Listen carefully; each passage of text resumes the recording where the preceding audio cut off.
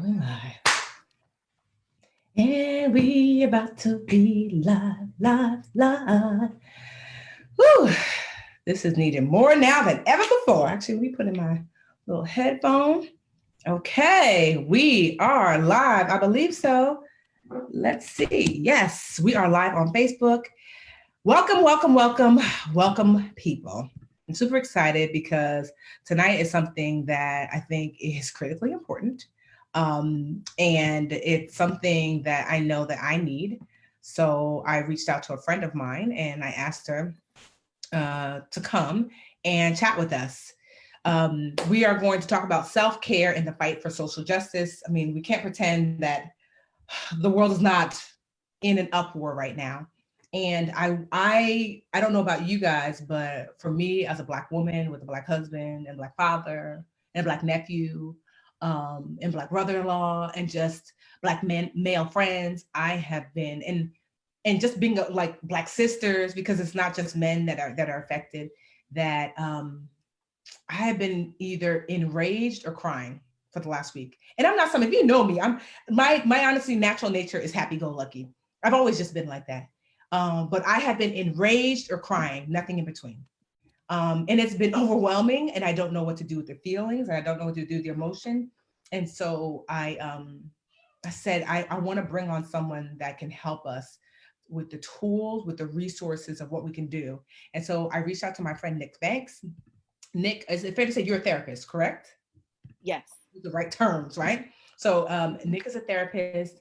She has her LS, girl, what is it? LSCW? LCSW. Yes. Licensed Yes. clinical social worker. Yes. Emphasis on the social work. Yes. So basically official tissue.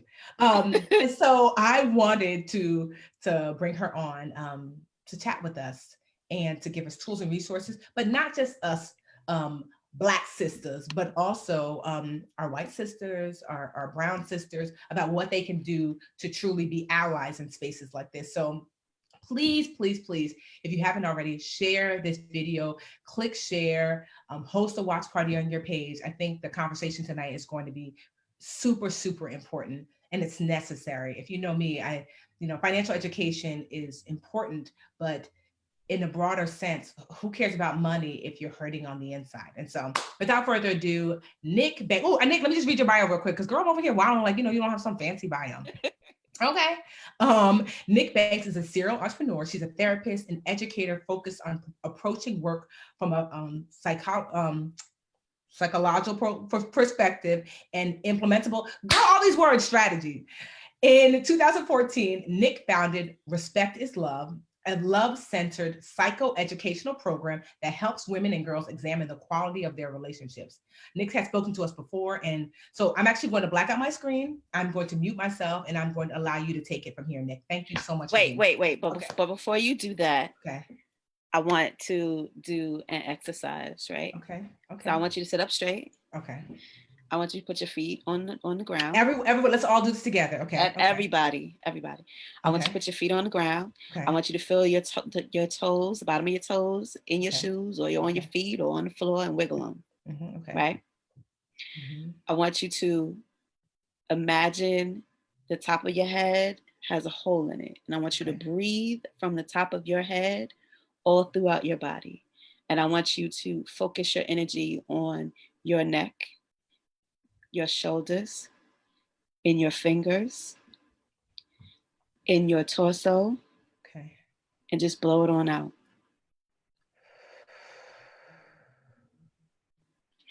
And I want you to breathe in, but this time I want you to focus your mind's eye as if you're floating a feather. It could be a dove feather, it could be a peacock feather, it could be a pigeon feather. Just focus your mind on a feather. And as you breathe in, the feather floats up. And as you breathe out, it falls down. Breathe in, it goes up. And breathe out, it goes down.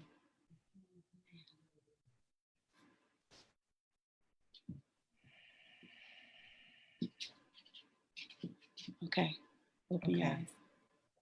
And the reason that I asked you to do that is because I know for me, my tension, my stress, my trauma, it lives in my chest. Yeah. And so it's very traumatic that the cries that our Black men are saying is that I can't breathe. Because when I get to this point in my life where I'm bogged down with stress and overwhelm and sadness, and that grief, it sits on my chest. Feels like I have like an infant sitting on my chest. And so I would just ask each of you here today to just breathe. Concentrate on your tension points in your body. Sometimes we think that we are relaxed and we're actually not relaxed. What ends up happening is that we're tensing up and we become uncomfortable in our discomfort. So I want you to breathe. The feather exercise, sometimes we have a hard time. I'm a New Yorker, so I have a hard time of getting my mind quiet enough for me to meditate. But if I can focus on the feather, it just makes things a little bit easier. Thank you, Nick. So I'm going to block myself out. I'll be here in the background listening. At the end, we'll take questions. Certainly ask them in the comments. And I'm going to leave you to Nick. Thank you so much. Okay, so I can't see the questions or comments. Just go ahead and do your thing. Give us the resources, tools. Yes. All right, I'm taking my earring off so that y'all don't keep hearing the clacking. So Tiffany asked me to sit and speak to you guys tonight about what we can do to practice self-care in the age of social activism. My name is Nikita Banks. I am a licensed psychotherapist in my hometown of Brooklyn, New York. I see clients in New Jersey and in Georgia as well. But I'm a Black woman first, and I approach this work from a culturally competent perspective. I try to hold safe spaces for people of color because sometimes we encounter clinicians who do not look like us. And if you are following me on social media, you will see that my post today was, "Dear Black therapists, your silence is why we don't feel safe with you." I came to this training through social work. And the policies of social work, our basic tenets is social justice and activism. Unfortunately, a lot of people in my field has forgotten that the basic tenets of what we're supposed to do. And we are profiting off of the pain of oppression and the pain of trauma and the pain of poverty. And we have to start giving back. So I want to start this conversation speaking to the white allies in the group. You have to do what you can everywhere to make this world safer and safe spaces for people of color, specifically Black people. And this is not about guilt or shame. This is about us being able to do what we need to do so that we can connect with one another on a human level. We are suffering. And it's very difficult for Black people to be responsible with carrying the emotional burdens of educating white people about a system that they benefit from. We need white allies, but we cannot wait to behave a certain way or to act a certain way in order to get the change that we want. Change in this country, as I understand American history, is only done by activism and rioting, upheaval, discomfort. To the people of color that are in this room, specifically Black people, I know that you are struggling right now. I know that this is very difficult for you to maintain a sense of normalcy in such a chaotic time. It is crazy. This is a time unlike any other than we have dealt with it in my lifetime of 45 years, but definitely in your lifetime. We have a pandemic. We have financial and economic ruin in this country, and now economic and systematic racism that has caused us to riot in the streets. I know for a lot of people like myself, it's been very difficult for me to be able to be on the front lines. My son has an underlying condition. My mom has an underlying condition. I'm still worrying about COVID. I've lost family members. I've lost friends. I want to do something, but I also have to prioritize my health and my safety and my family's health. And it makes me feel powerless. I know a lot of people feel the exact same way. You don't have to protest in the streets in order to make change. I'm going to say that again. You don't have to protest in the streets in order to make change. One of the commitments that I've made as a social worker is to make change where I am. Part of that for me is running for NASW as our national board. I'm running for vice presidency in New York State. I don't really like leadership. It's not really something that I want to do, but I have to do something to make sure that our people are taken care of. I don't have to march in the streets. That's not my lane. You don't have to march in the streets. That's not your lane. Tiffany is an educator. Educate the youth, educate your families about racial justice. Educate white friends when you feel like it, right? Because we can't keep carrying the burden, and we can't keep dealing with the effects of racial trauma and then battling it at the same time. But we do have to be able to affect change where we are.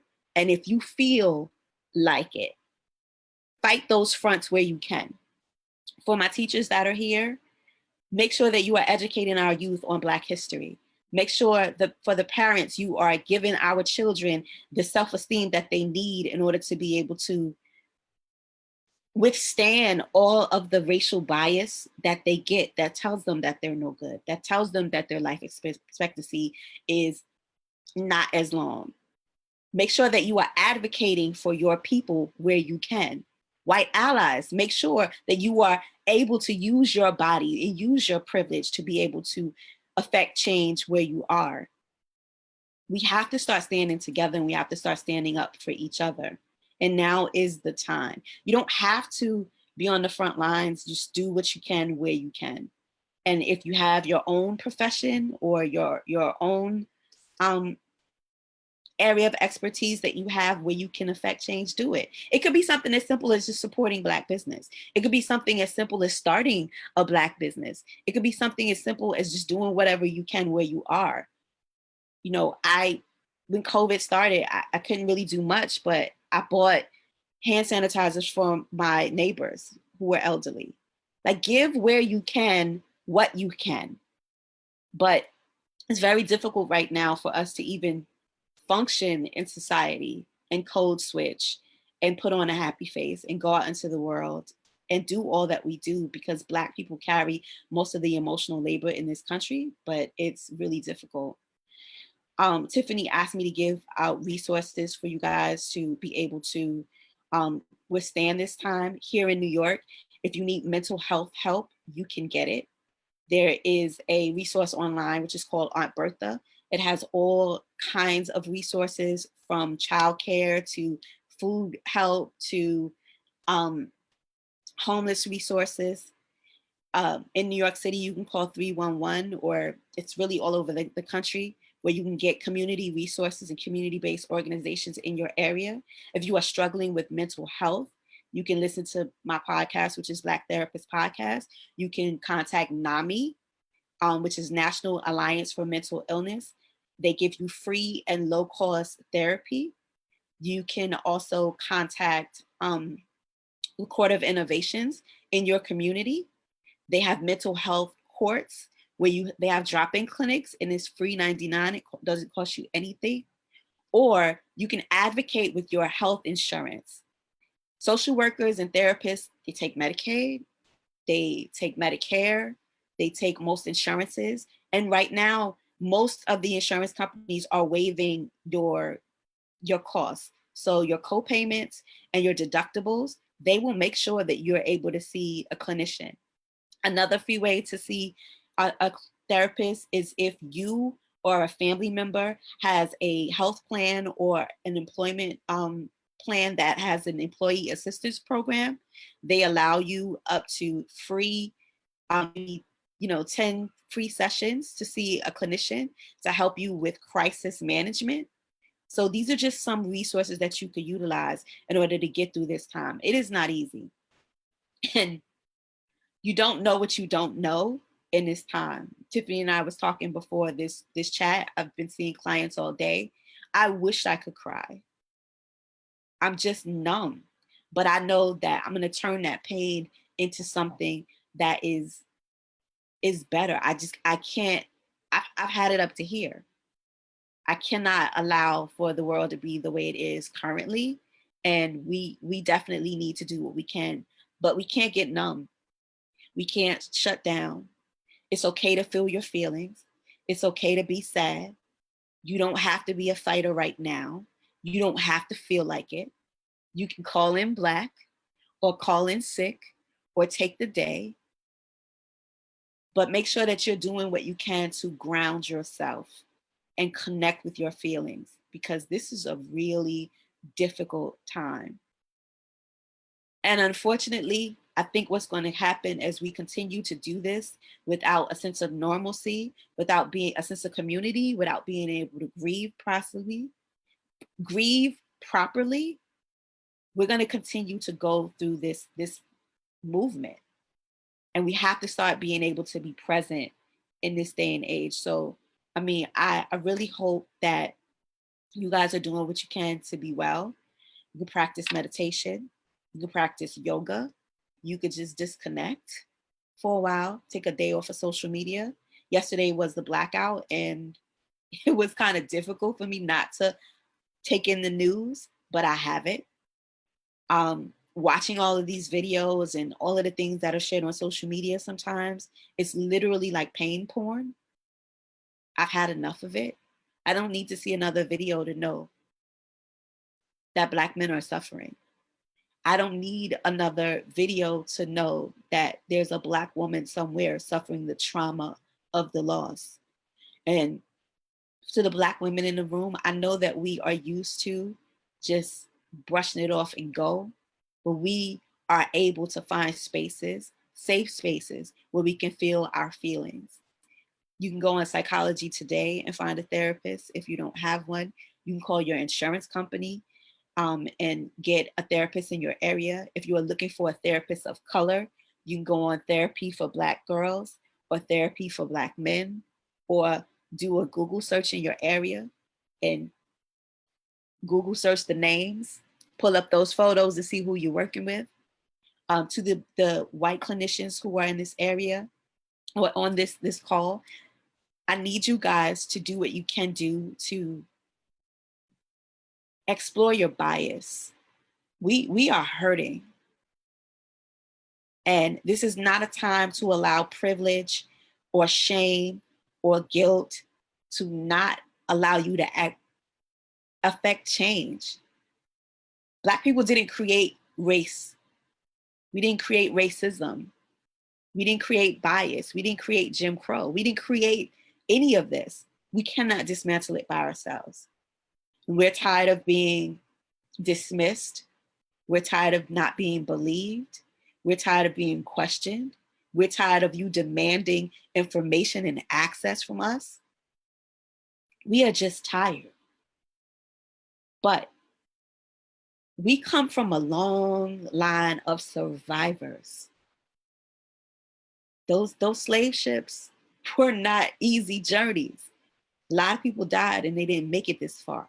So your lineage and your heritage is that of kings, queens, and survivors. And we are resilient. So I just want you guys to start to think about ways that you can practice self-care, whether it's just unplugging, taking the day off, not doing the emotional lifting for anybody else but yourself. And I don't even know what to say. I wish there was something that I could say that could make things better, but y'all, I'm tired myself. And if you are somebody who is in the service community and you are there to make things better for other people, or you have to work every day and put a smile on your face to make the day good for somebody else, I want you guys to take 5 minutes and breathe.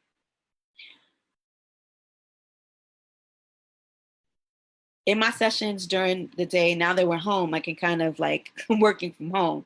What I do is put on a happy song, and it may sound silly and it may be ridiculous, but sometimes I have to give my own little personal dance party, because if I don't find joy where I can, if I'm not practicing a space of gratitude, if I am not thanking God for all that I have and connecting with my spiritual being, I'm not going to make it.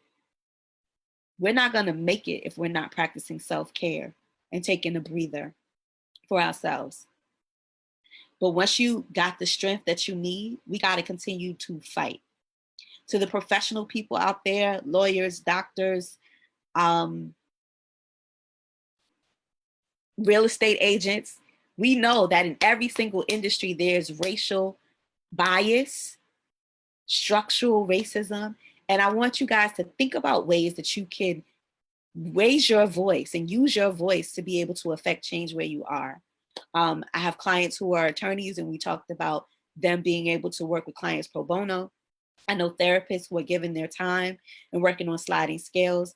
I've given you, mental health resources that you can see for free, $99. They don't cost you anything.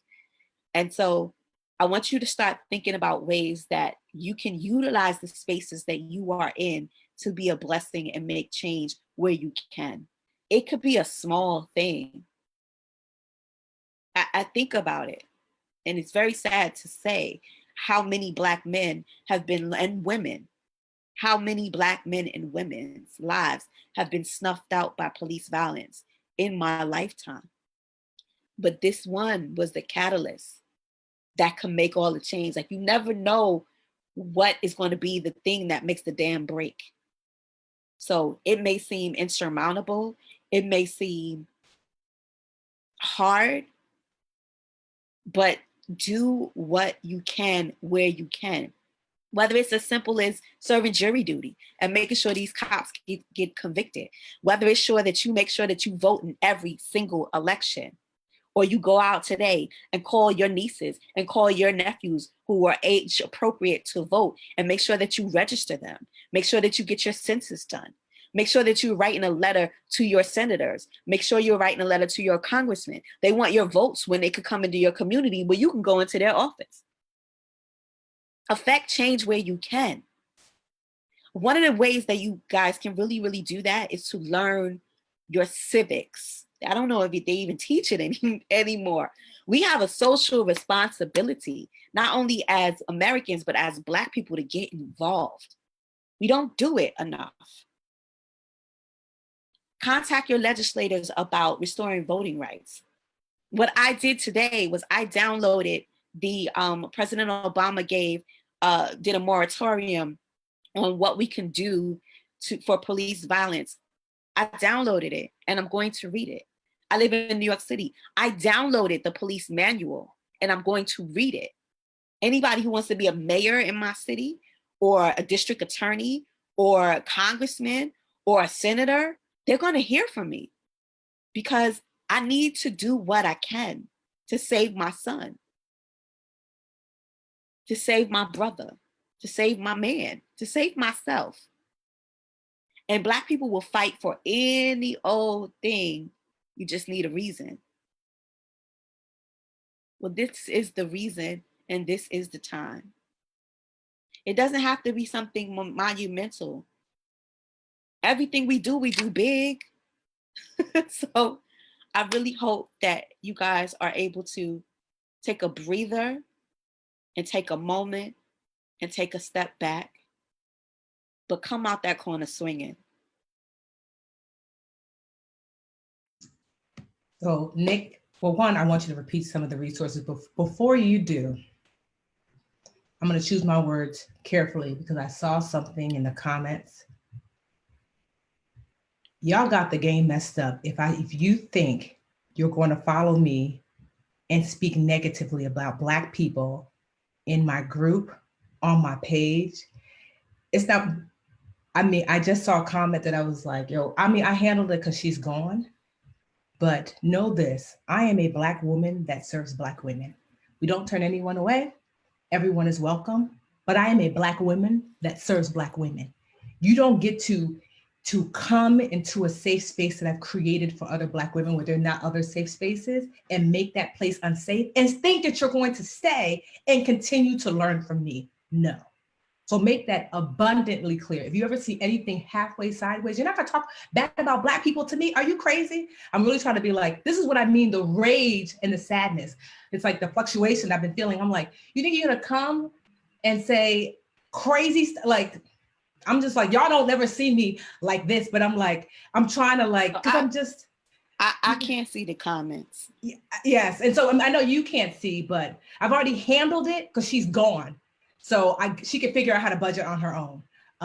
But just know but that this is part of the trauma yeah, that it we is. have as Black women when they assume that our labor belongs to them. I don't, for those of you who are not Black and who are watching, do you see the audacity and the gall? Do you understand what I mean? I know y'all not necessarily seeing the comments that I'm talking about, but like that someone could come, follow me, a Black woman, definitively Black. What I mean by definitively Black, I'm not someone who makes, when you look at me and you think to yourself, it's Tiffany Black, not with this hair, not with this skin, not with these cheekbones, not with this lip. You know, she's Blackity Black, Black, Black. There's no misunderstanding that. So you follow me, definitively Black woman, and gobble up all these free resources and get your life and think you're going to slander Black people in my presence for something that I quite honestly didn't create for you. You are here as a guest, as a guest. I'm like livid. I'm telling you, I'm really trying so hard, Nick. What do we do with the like, what do you do with the rage? What do you do with the anger? What do you do with the sadness? What do you do, honestly? Like, I mean, you feel it. You feel it. You feel it. You feel it. You feel it, and you honor it, and you allow it to educate you, and then you bottle it, and then you use it as fuel. Okay. Because I know who you are and what you do. You call me on the phone. I will never forget. Or I called you, whatever, we called somebody. And we spoke, and you told me, I'm going to educate 10,000 women. And I said, ugh. That was like 7 years ago. Yep. I remember, because we had this conversation, and you said, I'm going to build this community. Will you help me? I was like, I'm there. Okay, I remember. I'm there. And I knew that this was a space that you cultivated and you created for us. But you can't exclude them. No. They don't want to be excluded. They got to be included everywhere. And so this becomes part of the challenge. I'm very Black. I'm Blackity Black. Okay. I'm from the old Bed-Stuy when it was all Black everything. I was given Black education and taught that in school. I didn't even know that wasn't even a thing until I got out in the real world. Yeah. It's just, we have to have safe spaces for us. I'm not saying that we exclude white people. Don't. But if you want to be invited in this space, I'm not even gonna say to the cookout, because I don't want no raisins in no. I don't want no raisins in my potato salad. If you want to be invited into the space, you have to do the work. Thank you. That's and it's uncomfortable. Mm-hmm. And I know that they're like, oh, this is about budgeting. I don't want to hear this Black stuff. I get it, but it's bigger than that. It is. My people are dying. Black people were being turned away from hospitals in COVID. You know why? Because they assume that we're strong. They assume we don't know our symptoms. White people assume that we are histrionic. Mm-hmm. That's a diagnosis. What is histrionic? Histrionic is we loud and we boisterous and we, we sister girling. I mean, we do that, but it's not a diagnosable. Yeah. It's cultural. Yeah. When I go in the hospital, Black people are diagnosed with schizoaffective disorder. It's like normal. Usually they're depressed. They have adjustment disorder. They have issues and trauma. But instead of looking at those things, they give them meds and slap a label on them. So it comes to the point where me as a clinician, I have to check these people.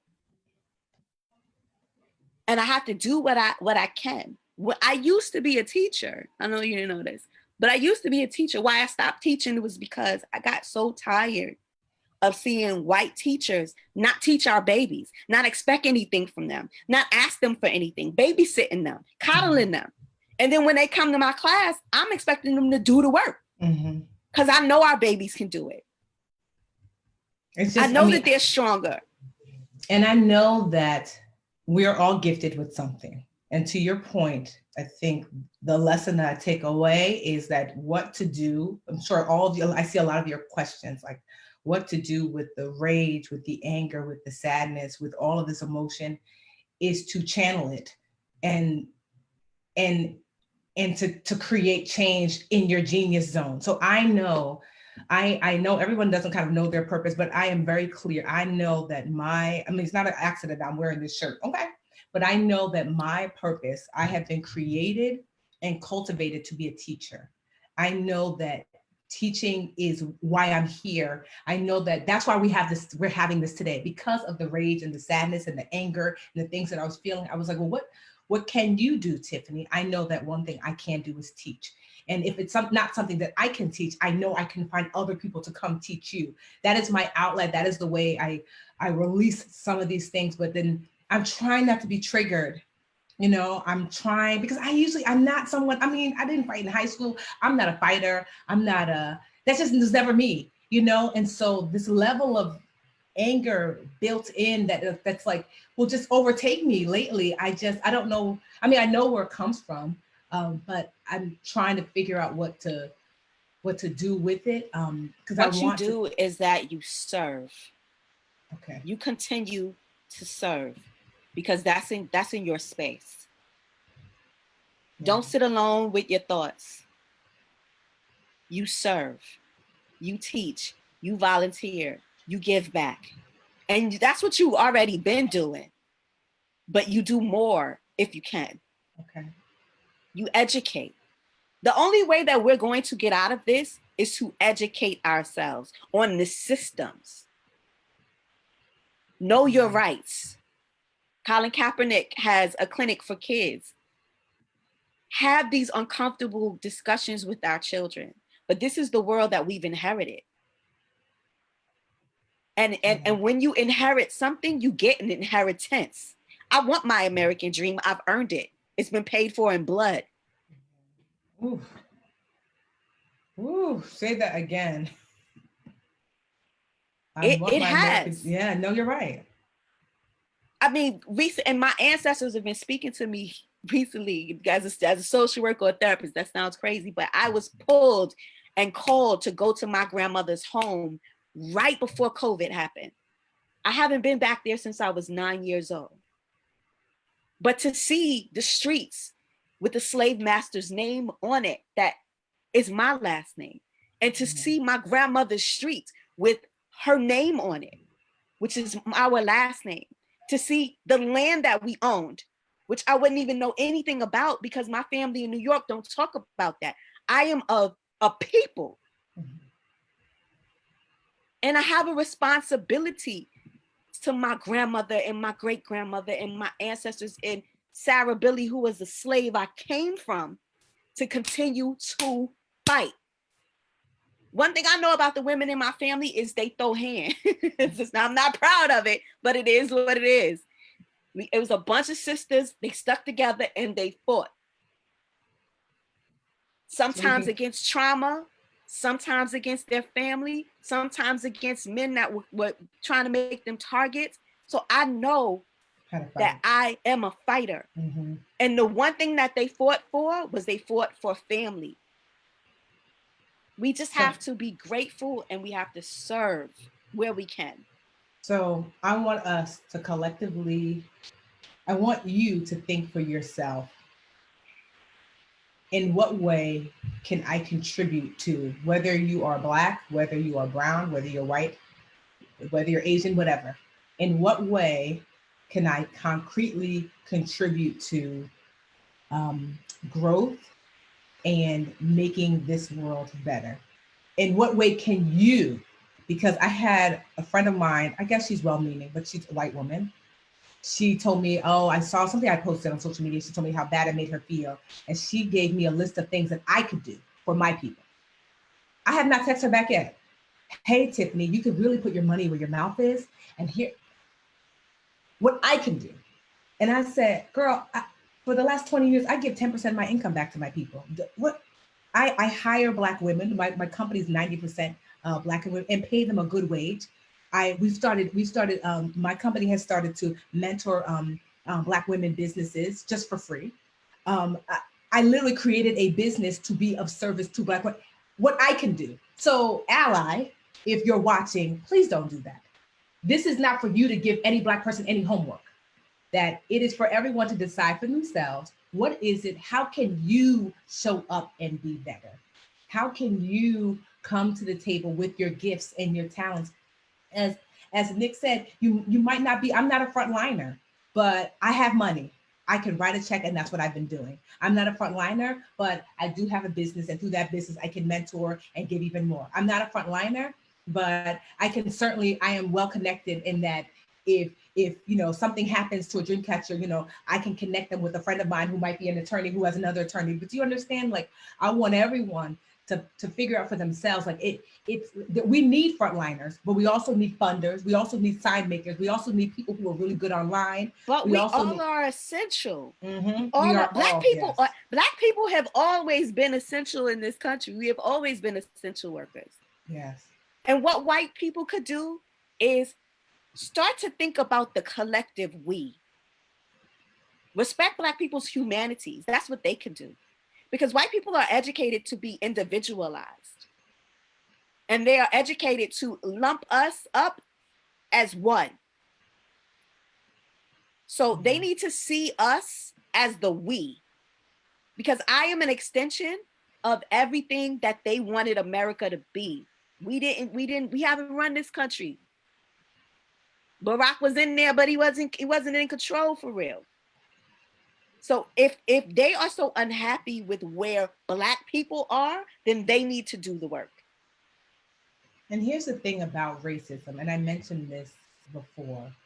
There was a Takara Davis. She's an attorney. She wrote a really amazing kind of just Facebook post where she explained why there is this uptick of African American women in entrepreneurship. But I think the New York Times or Forbes did an article that said that we are the fastest growing population in this in entrepreneurship. Like, wow, all these Black women are becoming entrepreneurs. You want to know why? It's because Black women are misused and abused in corporate America to such a degree that they are like, I could do this by my damn self. They are fleeing corporate America. And because corporate America will not, as Takara said, cure the cancer in leadership, you are losing some of your best people.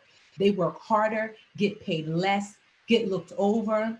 And as a result, folks are fleeing.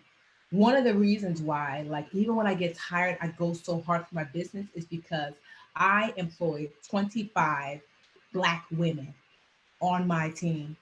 And we create a safe environment where they can bring their whole self to work, where I want to know about your kids. I want to know if you're not feeling well. I want to know that you and your husband have an anniversary. I want to know that your mom and dad are getting a divorce. I want to know those things. Those things are important to me because they're important to you. You get to bring your whole self to work. I don't mind if the baby's crying. Bring the baby to the Zoom, right? So I call my squad the unicorn squad, and they know that we've been talking about race.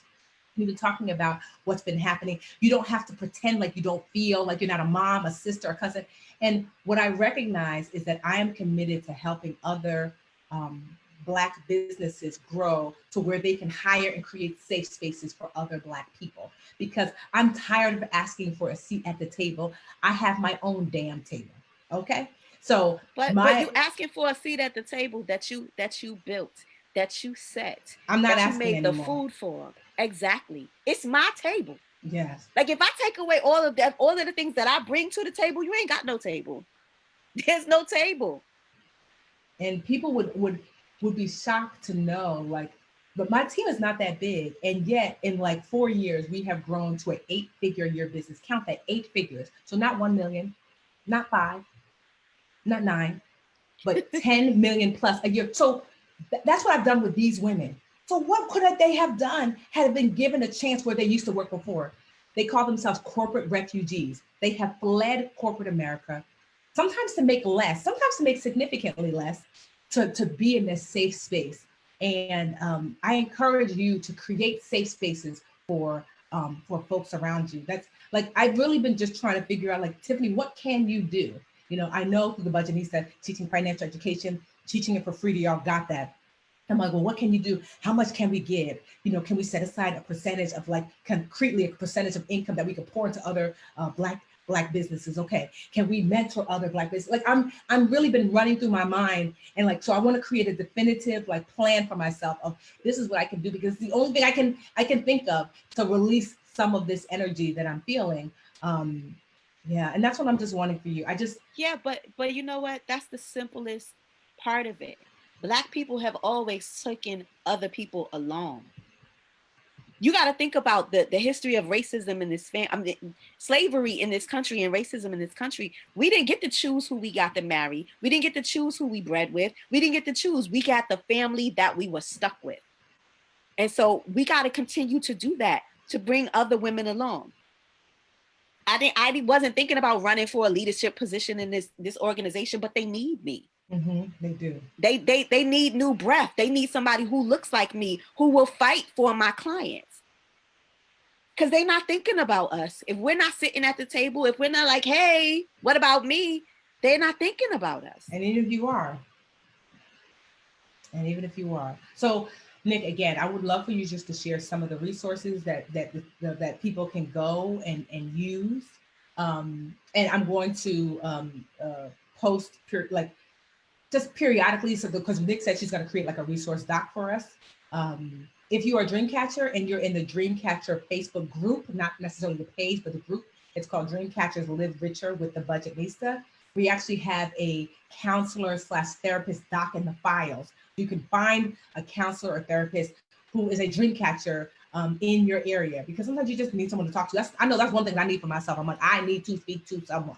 And so, yeah, I think that, so yes, can you share some of the resources that you shared earlier that folks can lean into? For the mental health piece, because there are free ways that you can get mental health services. Number one is to contact you or your partner or your family member, because it extends to families as well. Contact their human resources and see if they work with the employee assistance program. They usually give you free legal advice. They give you moving services. They give you free therapy services, and even psychiatric care for some of them. So that's one. You can go to NAMI, National Alliance for Mental Illness. We all are feeling overwhelmed. So even if it's just somebody to talk to for now, you can call them. They have resources all over the country, and they're usually free. Another good resource is the Court of Innovations. They are also all over the country. It's COVID is happening now, so I'm not really sure what's in your area, but everybody is doing telephonic work. If you are in New York City, you can call 311. There's New York City Well, and then there's another COVID hotline for people who are staffed by mental health professionals who are just donating their time. So those are some resources if you are feeling overwhelmed. But if you are ready to fight, I want you to go and make sure today that you get off of this call and you make sure that you are registered to vote. I want you to commit to getting your school age or age appropriate children, 18 and up, who can vote, registered. I want you to make sure that you're committed to taking some people with you to the polls. I want you to vote every single election. The local elections are actually more powerful than even the presidential elections, because that's going to affect where you live. Sheriff, district attorneys, magistrates. You vote for your judges. I got to vote for 5 Black judges last time I voted. It was me and the Jewish people where I'm in my polling place, but I went to do it. So vote every single election and vote down ballot. Don't just go every 4 years. Make sure you do it this year, though, because it's super important. Especially, yes. Because who you vote for is going to determine how the police treat you It's going to determine the judges that you see. It's going to determine all those things. Your local elections are critically important. And finances are set by the census. What you get for school, your funding, all of that. So fill out your census today if you haven't done it already. And make sure you know who your city councilman is. Make sure you know who your state senator is. Make sure you know who your congressman is. And any issues, problems, or concern you have, get on their radar. Yeah. You can get on their calendar. You can go visit. You can go visit them in Washington because I've done it. But make sure that if they want your vote, they got to support your community. Only the squeaky wheel gets the oil. Yes. And so someone just like this post, which is great. It's you can definitely, it takes 2 minutes to get an absentee ballot. You can vote via absentee ballot. It's www.vote.org/absentee-ballot.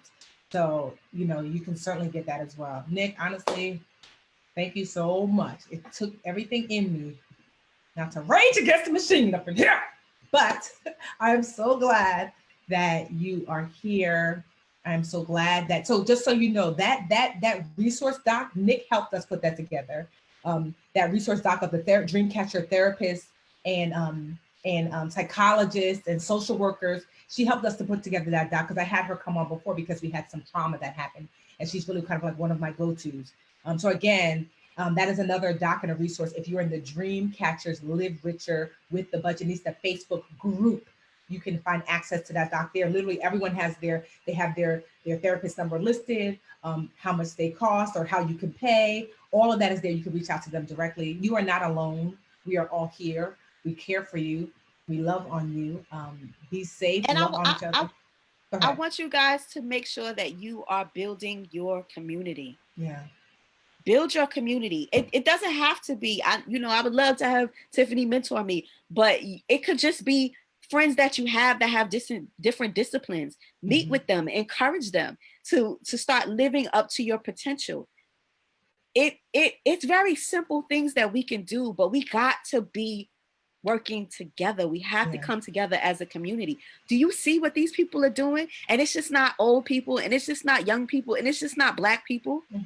It's all of us, because collectively as a country, white, Black, whatever, we are mourning.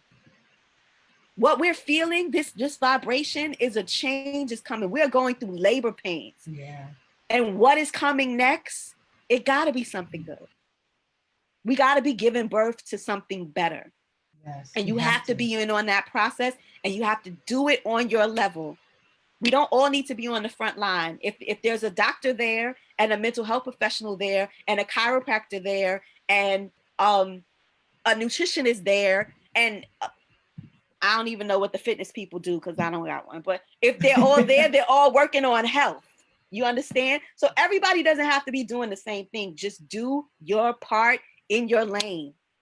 And if you need help to do that, access, I'm gonna be in the group. I'm gonna be around. We're gonna be around. And I'll end with this, that as far as the financial component piece, I am creating because I've been working on this. Honestly, I've been worried about y'all for years, about your money. I stress about you, y'all money. Because sometimes y'all don't listen, sometimes you do. So I have been creating a step-by-step kind of plan that makes it easy to achieve the financial goals you set for yourself. Basically, I want everyone to have a strong financial foundation, but I need it for it to be easy. Y'all know I used to teach preschool. So I've been pulling all my Miss Tiffany, that's what the babies used to call me, pulling all my Miss Tiffany strength together to create this plan. I've been working on it for 3 years, and it's finally coming to a fruition where I know the 10 steps that are necessary. And I'm just really working out how best to teach these 10 steps to you in a way that is manageable and tangible and doable, and that no matter what level you're on. So just know that like I have something coming to really help to shift where we are to where we need to be. I'm always thinking about y'all, and I just thank you for giving me the opportunity to be of service to you. And thank you, Nick, honestly, for coming. We needed this tonight, and I just appreciate you so much. I know that we're tired, but just get your rest. Rest up, because this country can't function without us. Oh, thank you for saying that. Yes. Yeah. All right, Nick. Love you, girl. Love All you right, too. dream catchers. Love you too.